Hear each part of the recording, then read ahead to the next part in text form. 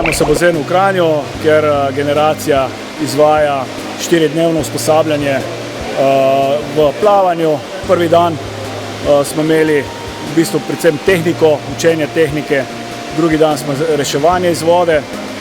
Danes imamo plavanje v bojni uniformi, jutri pa imamo še vzdržljivostno plavanje, 12-minutnega kuperja.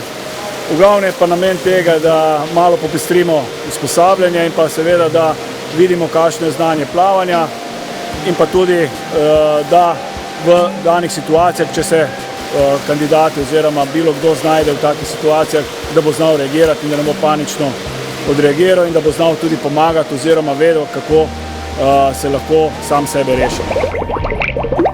Danes sem tukaj v pomoč, če bi šlo karkoli narobe, da koga rešimo, v primeru krčev ali izgube opreme, pri tem pomagamo.